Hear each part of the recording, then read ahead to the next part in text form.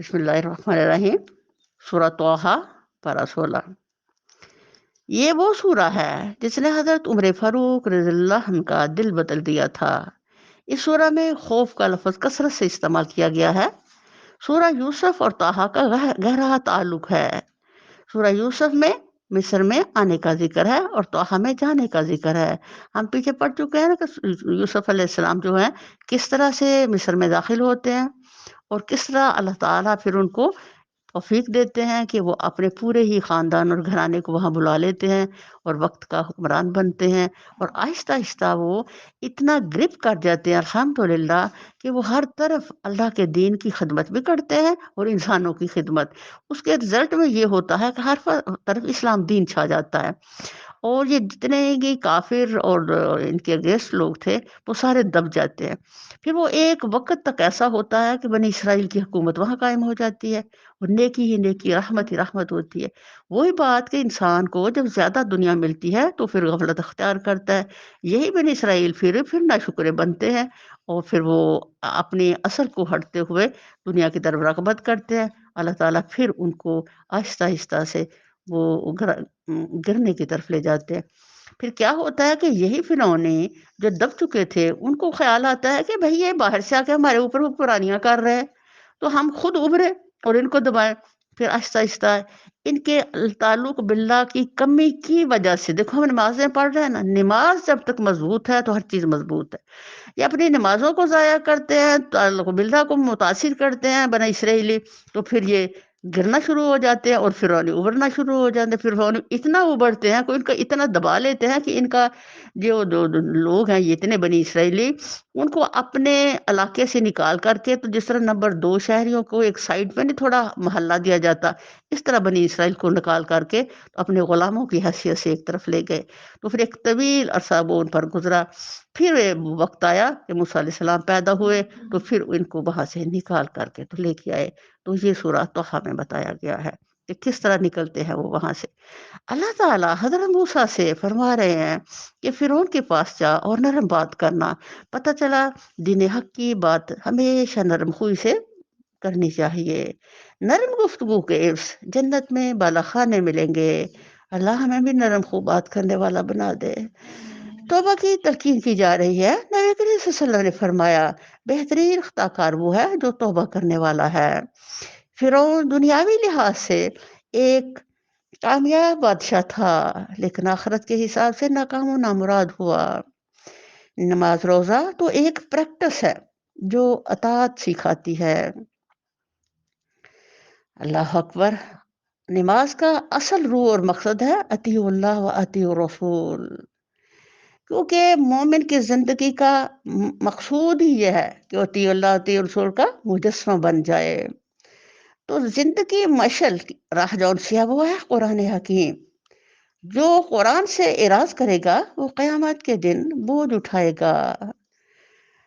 اللہ کی رضا حاصل کرنا مقصود مومن ہے۔ تو اس سورہ کے اندر خوف کا ذکر اس لیے زیادہ کیا گیا، جب اللہ سے خوف کرتا ہے انسان تو وہ اللہ کے تقرب میں آتا ہے۔ اللہ کے نام سے جو بڑا مہربان نہایت رحم کرنے والا ہے۔ سورہ طٰہٰ۔ طٰہٰ ہم نے یہ قرآن تم پر اس لیے نازل نہیں کیا ہے کہ تم مصیبت میں پڑ جاؤ۔ یہ تو ایک یاد دہانی ہے اور اس شخص کے لیے جو ڈرے۔ نازل کیا گیا ہے اس ذات کی طرف سے جس نے پیدا کیا ہے زمین کو اور بلند آسمانوں کو، یعنی اس کے لیے نازل کیا جو ڈرے۔ مطلب اس کا کیا؟ جو اتقوا اللہ، تقوی اختیار کرے، زندگی کی راہوں میں غلطیوں سے بچ بچ کر چلنا پسند کرے اور اپنے اللہ کے ساتھ جڑا رہنا چاہے۔ تو اللہ تعالیٰ فرماتے میں نے اس کے لیے قرآن نازل کر دیا ہے تاکہ وہ اس رہنما کتاب کو ہاتھ میں پکڑ کے سفر کرے تو زندگی کی راہیں اس کے لیے روشن اور نورانی رہیں۔ وہ رحمان کائنات کے تختے سلطنت پر جلوہ فرما ہوا مالک ہے ان سب چیزوں کا جو آسمان اور زمین میں ہیں اور جو زمین و آسمان کے درمیان ہیں اور جو مٹی کے نیچے ہیں۔ تم چاہے اپنی بات پکار کر کہو، وہ تو چپکے سے کہی ہوئی بات بالکل اس سے مخفی تر بات بھی جانتا ہے۔ وہ اللہ ہے، اس کے سوا کوئی خدا نہیں، اس کے لیے بہترین نام ہے۔ سبحان اللہ۔ اسی لیے جو 99 ہمارے نام ہیں الحمدللہ ہم اسے پڑھتے ہیں، اور اس کا یاد کرنا کیا ہے؟ ہمارا جنت کا ضامن۔ اور تمہیں کچھ موسیٰ کی خبر بھی پہنچی ہے، جبکہ اس نے ایک آگ دیکھی اور اپنے گھر والوں سے کہا کہ ذرا ٹھہرو، میں نے ایک آگ دیکھی ہے، شاید کہ تمہارے لیے ایک آدھا انگارہ لے آؤں، یا اس آگ پر مجھے راستے کے متعلق کوئی رہنمائی مل جائے۔ یہ اس وقت کا قصہ ہے جب حضرت موسیٰ علیہ السلام چند سال مدین میں جلا وطنی کی زندگی گزارنے کے بعد اپنی بیوی کو، جن سے مدین میں شادی کی تھی، لے کر مصر کی طرف واپس جا رہے تھے۔ تو اس وقت موسم سرد تھا، تو وہ دور روشنی محسوس کرتے ہیں، یہ رات کا ٹائم تھا، یہاں سے یہ ثابت ہو رہا ہے، اور سردی بھی تھی۔ تو حضرت موسیٰ جزیرہ نما سینا کے جنوبی علاقے سے گزر رہے تھے۔ دور سے ایک آگ دیکھ کر انہوں نے خیال کیا کہ یا تو وہاں سے تھوڑی سی آگ مل جائے گی تاکہ بال بچوں کو رات بھر گرم رکھنے کا بندوبست ہو جائے گا، یا کم از کم وہاں سے یہ پتہ چل جائے گا کہ آگے راستہ کدھر جاتا ہے۔ خیال کیا تھا دنیا کا راستہ ملنے کا، اور وہاں مل گیا عقبہ کا راستہ۔ سبحان اللہ! وہاں پہنچا تو پکارا گیا، اے موسیٰ، میں ہی تیرا رب ہوں، جوتیاں اتار دے، تو وادی مقدس طویٰ میں ہے، اور میں نے تجھ کو چن لیا ہے۔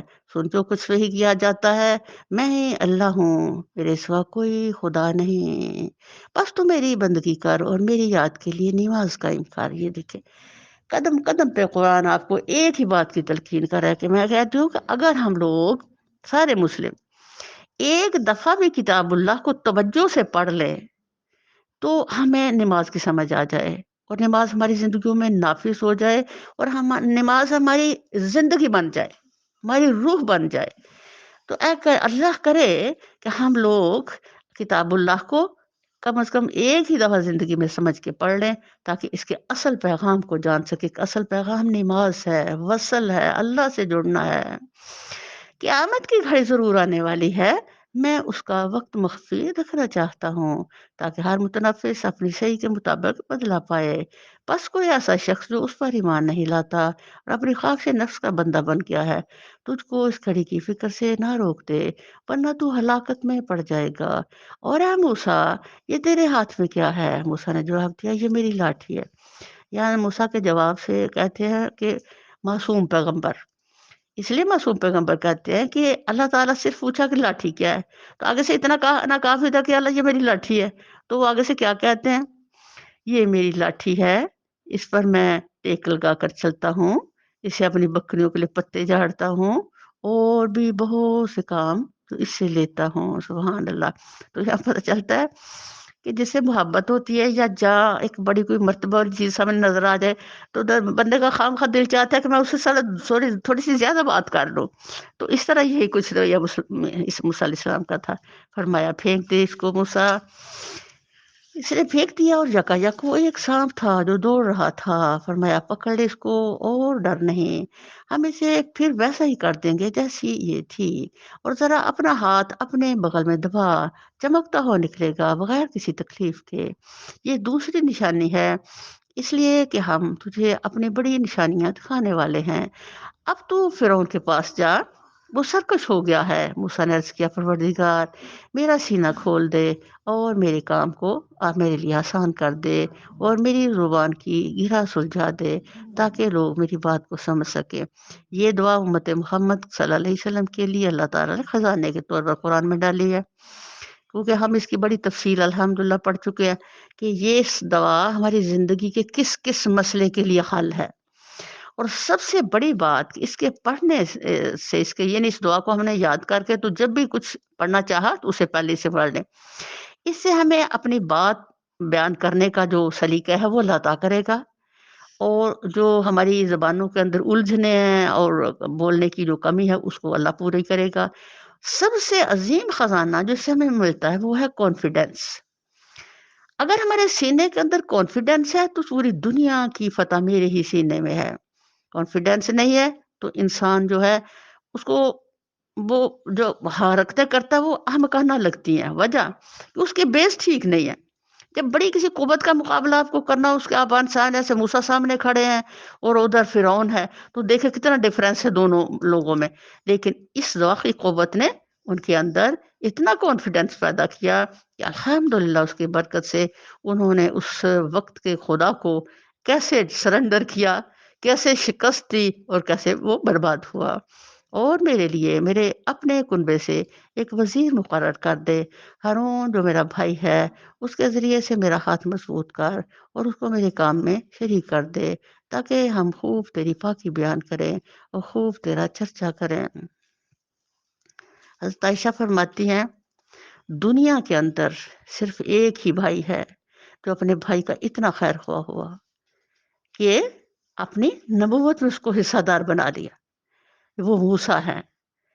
اس کے علاوہ دنیا میں کوئی دوسری مثال نہیں ہے کہ کسی بھائی نے اپنے دوسرے بھائی کے لیے اتنی عظیم قربانی دی ہو اور اتنا عظیم اس کے لیے اللہ تعالیٰ کے دربار میں دعا کر کے اس کو درجہ دلایا ہو.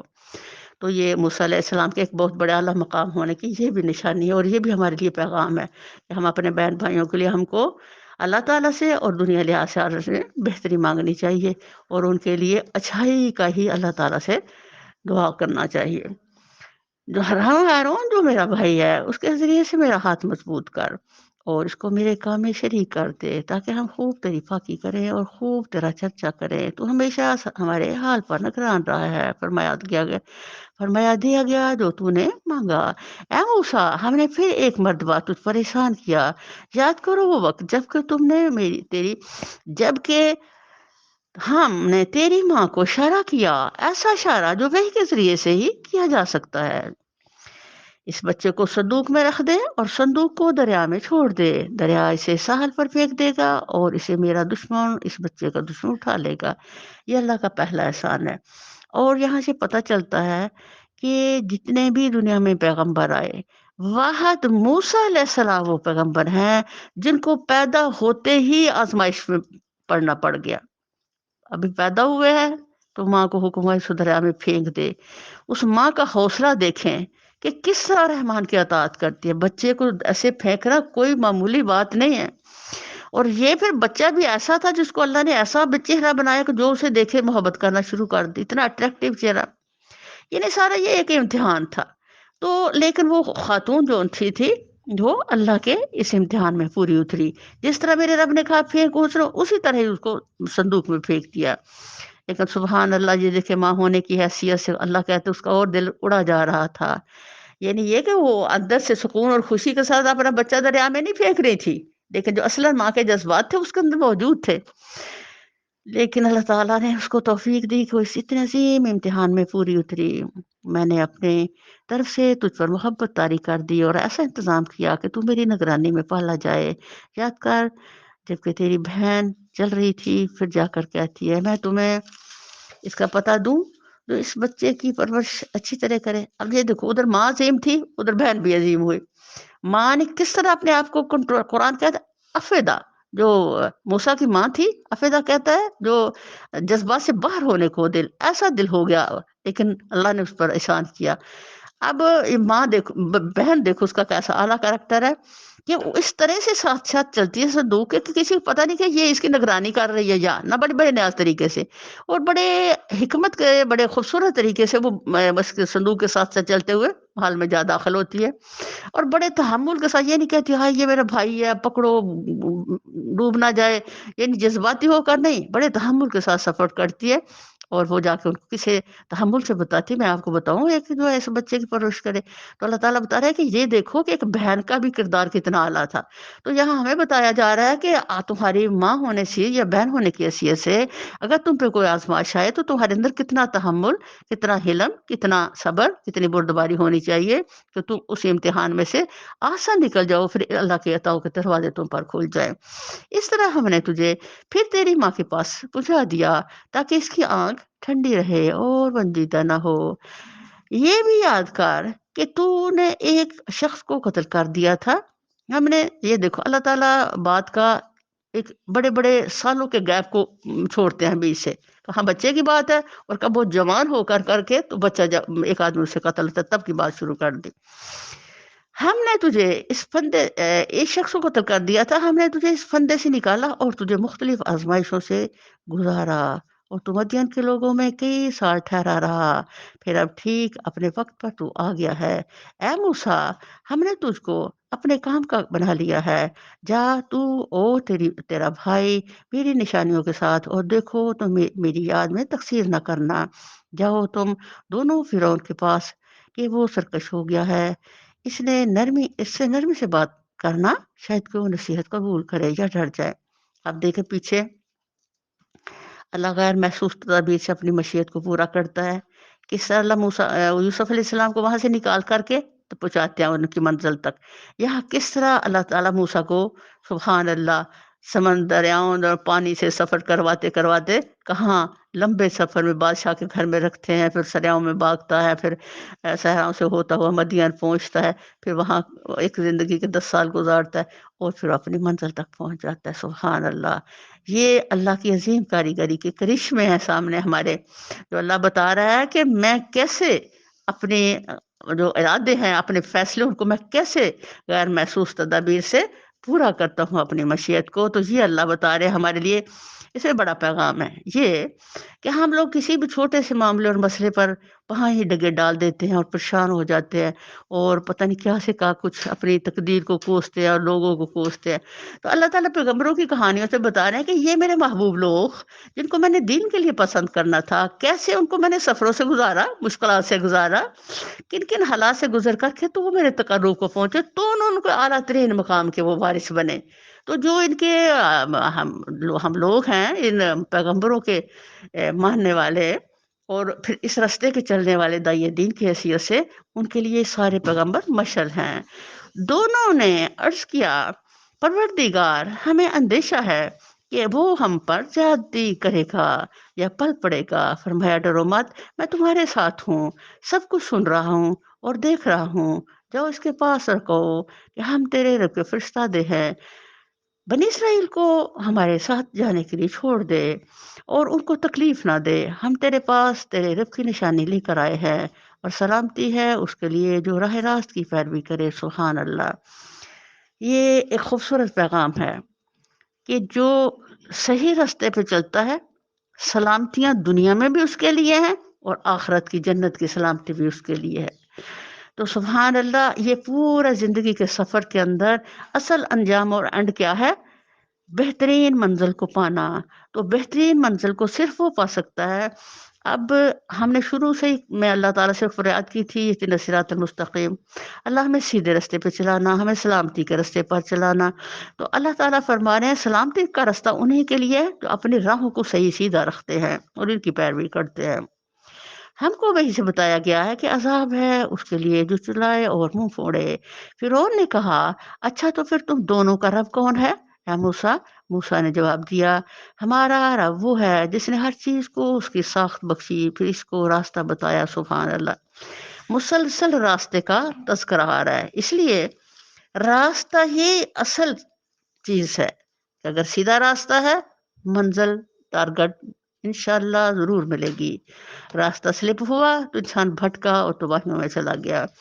اس لیے اپنے راستے کا پوری کیئر، پوری احتیاط کے ساتھ منزل کی طرف جانے کے لیے انسان کے لیے اندر ایک فکر رہنی چاہیے۔ فرعون بولا، اور پہلے جو نسلیں گزر چکی ان کی پھر کیا حالت تھی؟ موسیٰ نے کہا، اس کا علم میرے رب کے پاس ایک نوشتے میں محفوظ ہے، میرا رب نہ چوکتا ہے نہ بھولتا ہے، وہی جس نے تمہارے لیے زمین کا فرش بچھایا اور اس میں تمہارے چلنے کو راستے بنائے اور اوپر سے پانی برسایا، پھر اس کے ذریعے سے مختلف اقسام کی پیداوار نکال لی نکال نکال لی کس لیے؟ کھاؤ اور اپنے جانوروں کو بھی چراؤ۔ سبحان اللہ، یہ دیکھیں اللہ تعالیٰ جب اپنے نعمتوں کا ذکر کرتے ہیں تو اس میں اس کا یہ بھی سمجھا دیتے ہیں کہ اس کا مصرف کیا ہے۔ اللہ وہ علیم ذات ہے تو اس نے تمہیں زندگی کا ہر طریقہ سلیقہ سکھایا، جینے کا، کھانے پینے کا، پہننے کا۔ اور جو عقل و شعور سے ہم دنیا میں کام لیتے ہیں وہ سمجھتے ہیں وہ میرا کمال ہے، حقیقت حال یہ ہے کہ وہ عقل جس نے دی ہے یہ اسی ہی کا کمال ہے، الحمد اسی کے لیے۔ تو انسان کبھی بھی جب کسی اپنی بات کا تذکر کرے تو یہ اپنے میں نہ کرے، یہ میں تو محکوم ہے انسان کہ یہ میں نے کیا، یہ میری عقل ہے، یہ میں نے ایسے وہ کیا. تو یہ سب کچھ اصلاً رحمان ہی کی طرف تعریفیں ہیں اور اسی کی طرف سب تعریف جاتی ہے. تو اللہ تعالیٰ یہ فرمانا چاہ رہے ہیں کہ میں تمہیں ساتھ ساتھ گائیڈ بھی کر رہا ہوں کہ یہ کام میں نے کیوں کیا. یقیناً اس میں بہت سی نشانی ہے عقل رکھنے والوں کے لیے. اسی زمین سے ہم نے تم کو پیدا کیا ہے اور اسی میں ہم تمہیں واپس لے جائیں گے اور اسی سے تم کو دوبارہ نکالیں گے. ہم نے فرعون کو اپنی سبھی نشانیاں دکھائیں مگر وہ جھٹلائی چلا کیا اور نہ مانا. کہنے لگا، موسیٰ کیا تو ہمارے پاس اس لیے آیا ہے کہ ہم نے جادو کے زور سے ہم کو ہمارے ملک سے نکال باہر کرے. اب یہاں کسی بھی جھوٹے خدا کے کمزور ہونے کی نشاندہی. بندہ پوچھے اگر تم سچے خدا ہو تو پھر تمہیں ملک کے جانے کی فکر کیوں ہے؟ وہ خدا جو وحدہ اللہ شریک ہے اس کو تو کبھی فکر نہیں آتی. تو اس طرح خود ہی جھوٹے خدا اپنے ہی اعمال سے ثابت کر دیتے ہیں کہ وہ غلط ہیں. اچھا ہم بھی تیرے مقابلے میں ویسا ہی جادو لاتے ہیں. طے کر لے کب اور کہاں مقابلہ کرنا ہے، نہ ہم اس قرارداد سے پھریں گے نہ تو پھریو. کھلے میدان میں سامنے آ جا. موسیٰ نے کہا جشن کا دن طے ہوا اور دن چڑھے لوگ جمع ہوں. فرعون نے پلٹ کر اپنے سارے ہتھ کنڈے جمع کیے اور مقابلے میں آ گیا. موسیٰ نے عین موقع پر گروہ مقابل کو مخاطب کر کے کہا، شامت کے مارو، نہ جھوٹی تہمتیں باندھو اللہ پر ورنہ وہ ایک سخت عذاب سے تمہیں ستیہ ناش کر دے گا. جھوٹ جس نے بھی گھڑا وہ نامراد ہوا. یہ سن کر ان کے درمیان اختلاف رائے ہو گیا. اب یہ دیکھو موسیٰ کی بات میں اللہ نے کتنی تاثیر رکھی، کتنی قوت رکھی کہ ان کی بات فوراً ان کے دلوں میں ٹھک سے لگتی ہے اور ایک دم ان میں اختلاف آتا ہے اور وہ اندر سے گھبرا جاتے ہیں اللہ کی قدرت اور رحمت سے اور غور و فکر شروع کر دیتے کیونکہ وہ جانتے کہ ہم جھوٹے ہیں. تو یہ اللہ تعالیٰ کا یہ ہے اس کا قدرت کا کمال کہ وہ جب کچھ کرنا ہوتا ہے اس نے کامیابی کی راہوں میں تو وہ دلوں میں خوف بن کے اتر جاتا ہے. تو اللہ یہاں فرما رہے ہیں اللہ اکبر کہ اور نہ وہ ایک سخت عذاب ورنہ وہ ایک سخت عذاب تمہارا ستیہ ناش کر دے گا. اب جب عذاب کی خبر انسان سنتا ہے تو بے شک وہ کتنا بھی ظالم ہے پھر بھی اس پر اثر ضرور ہوتا ہے، وہ ڈر ضرور جاتا ہے. جھوٹ جس نے بھی گھڑا وہ نامراد ہوا. یہاں سے فوراً ان کو احساس ہوا کہ ہم غلط پروپیگنڈا لے کر آئے ہیں اس کے مقابلے میں. یہ سن کر ان کے درمیان اختلاف رائے ہو گیا اور چپکے چپکے باہم مشورے کرنے لگے. آخر کار کچھ لوگوں نے کہا یہ دونوں تو بہت جادوگر ہیں.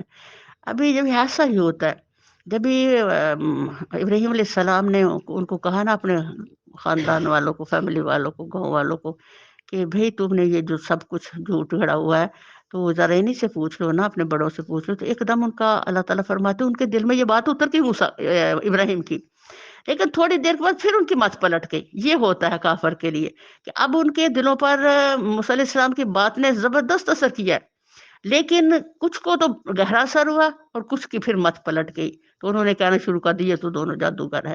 ان کا مقصد یہ ہے کہ اپنے جادو کے زور سے تم کو تمہاری زمین سے بے دخل کر دے اور تمہارے مثالی طریقے زندگی کا خاتمہ کر دے. پھر وہی دنیا دار جو ہے وہ دنیا ہی کی چکر میں پڑ جاتا ہے. اپنی ساری تدبیریں آج اکٹھی کر لو اور ایک آ کر کے میدان میں آ جاؤ. بس سے سمجھ لو کہ آج جو غالب رہا وہ جیت گیا. جادوگر بولے موسیٰ تو پھینکتے ہو یا پہلے ہم پھینکے؟ موسیٰ نے کہا نہیں تم ہی پھینکو. یکایک ان کی رسیاں اور ان کی لاٹھیاں ان کے جادو کے زور سے موسیٰ کو دوڑتی ہوئی محسوس ہونے لگی اور موسیٰ اپنے دل میں ڈر گیا. ہم نے کہا مت ڈر، تو ہی غالب رہے گا، پھینک جو کچھ تیرے ہاتھ میں ہے. ابھی ان کی ساری بناوٹی چیزوں کو نگلے جاتا ہے. یہ جو کچھ بنا کر لائے ہیں یہ تو جادو کا فریب ہے اور جادوگر کبھی کامیاب نہیں ہو سکتا. جادو ایک جھوٹ ہے اور جادو باقاعدہ ایک علم بھی ہے. یہ نہیں کہ یہ کوئی ایسی ہوائی چیز ہے اور اثر بھی کرتا ہے. اور ہم نے پچپنا خاروت ماروت فرشتے جو ان سے ہیں وہ باقاعدہ ایک آزمائش کے طور پر یہ زمین میں اتارا گیا تاکہ انسان جو ان سے صحیح رستے والا اس سے ڈرے گا غلط چیز سے اور جو غلط لوگ ہیں اس کو اپنائیں گے، اس سے دنیا کا فائدہ اٹھائیں گے. تو وہ یہ چیز شروع سے چل رہی ہے. اللہ تعالیٰ فرما رہے ہیں جادوگر کبھی کامیاب نہیں ہو سکتا خواہ کسی شان سے وہ آئے. آخر کو یہی ہوا کہ سارے جادوگر سجدے میں گرا دیے گئے. یہ سجدے میں کس نے گرائے تھے؟ میرے رب نے. ان کے دلوں پہ اللہ خوف بن کے اترا اور ایمان کی قوت انہوں نے اللہ تعالیٰ نے ان کو بخشی جس پہ سجدے میں کیا کرنا ہوتا ہے؟ ہم شروع سے پڑھ رہے ہیں کہ سجدہ وہ نعمت ہے، انسان جب بھی اپنی پیشانی اپنی ناک زمین سے لگا دیتا ہے تو وہ کلی طور پہ اللہ کے دربار میں اپنے آپ کو سرنڈر کر دیتا ہے۔ تو یہ جو جادوگر تھے ان کو سمجھ آ گئی کہ یہ ہم جادو غلط، ہم جھوٹے ہیں، اور جو موسیٰ دے رہا ہے وہ جھوٹی بات نہیں ہے بھائی، کیونکہ کسی علم کو وہی جانتا ہے جس نے وہ سیکھا ہو۔ ان کے پاس جادو کا علم تھا۔ جب انہوں نے دیکھا کہ جادو والی کوئی چیز موسیٰ میں نہیں ہے، یہ تو ایک سچائی ہے، تو اللہ تعالیٰ سبحان اللہ کے دل میں ایمان اتارتا ہے، اور وہ سجدے میں گڑ کر کے تو اللہ کے وصل اور تقرب کو پا کر کے جنت کی خریداری ایک لمحوں میں کر لیتے ہیں، اور پکار اٹھے، مان لیا ہم نے ہارون اور موسیٰ کے رب کو، سبحان اللہ۔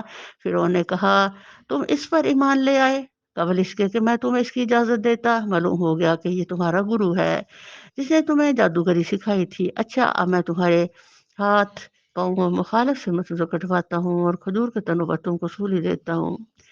اس زمانے کے اندر کسی کو سولی دینے کا یہ بڑا بدترین طریقہ تھا کہ ایک ہاتھ پہلے دایاں کاٹتے، پھر بایاں کاٹتے، پھر ایک پاؤں کاٹتے، پھر دوسرا پاؤں، اور پھر ایک تنے کے ساتھ اس کو باندھ کر کے تو اس پہ پھر کیل ٹھوکتے، یعنی اذیت ناک قسم کی سولیاں دینے کا وہ فرعون کا طریقہ تھا، ظالم کا۔ ہائے پھر تمہیں پتہ چل جائے گا کہ ہم دونوں میں سے کس کا عذاب زیادہ سخت و دیر پا ہے، یعنی میں تمہیں زیادہ سخت سزا دے سکتا ہوں یا موسیٰ؟ جادوگروں نے جواب دیا قسم ہے اس ذات کی جس نے ہمیں پیدا کیا ہے، یہ ہرگز نہیں ہو سکتا کہ ہم روشن نشانیاں سامنے آ جانے کے بعد بھی صداقت پر تجھے ترجیح دے۔ تو جو کچھ کرنا چاہے کر لے، تو زیادہ سے زیادہ بس اسی زندگی کی دنیا کی زندگی کا فیصلہ کر سکتا ہے۔ ہم تو اپنے رب پر ایمان لے آئے ہیں، ایمان لے آئے تاکہ وہ ہماری خطائیں معاف کر دے، اور اس جادوگری سے جس پر تو نے ہمیں مجبور کیا تھا درگزر فرمائے۔ اللہ سے اچھا اللہ ہی اچھا ہے، اور وہی باقی رہنے والا ہے۔ اب یہاں سے پتہ چلتا ہے جب کسی دل میں ایمان راسخ ہو جاتا ہے تو وہ بڑی سے بڑی قربانی دینے سے بھی دریغ نہیں کرتا۔ سب سے بڑی جو انسان کے نزدیک چیز ہے اس کی جان ہے، یعنی جان سے بڑھ کے تو کسی کا کوئی چیز عزیز نہیں ہے، لیکن سبحان اللہ جب سچائی سینے میں اتر جاتی ہے تو پھر اس رستے کے لیے جان بھی قربان، یہ وہ رستہ ہے۔ یہ چھوٹی چھوٹی قربانیاں مال کی اور ادھر ادھر چیزوں کی یہ تو بہت معمولی ہیں راہ حق میں۔ راہ حق میں چلنے کے لیے اللہ تعالیٰ کے نزدیک ہمارے اندر جذبات کی اور اثار کی اتنی قوت ہونی چاہیے کہ اگر اللہ ہماری جان بھی مانگے تو الحمدللہ ہم جان بھی قربان کر کے کہے تو حق یہ ہے کہ حق ادا نہ ہوا۔ تو سبحان اللہ یہاں جب ایمان آ جاتا ہے تو پھر سبحان اللہ کس طرح ان جادوگروں نے لمحوں میں اللہ صبح کا کافر اور شام کا جنتی بن گیا۔ یہ ہے کہ وہ جو مجرم بن کر اپنے رب کے حضور حاضر ہوگا اس کے لیے جہنم ہے جس میں وہ نہ جیے گا نہ مرے گا، اور جو اس کے حضور مومن کی حیثیت سے حاضر ہوگا جسے نیک عمل کیے ہوں گے، ایسے سب لوگوں کے لیے بلند درجے ہیں، سدا بہار باغ ہیں جن کے نیچے نہریں بہہ رہی ہوں گی، ان میں وہ ہمیشہ رہیں گے۔ یہ جزا ہے اس شخص کی جو پاکیزگی اختیار کرے۔ اللہ جلنا منہم، اللہ ہمیں بھی ان لوگوں میں شامل کر لے۔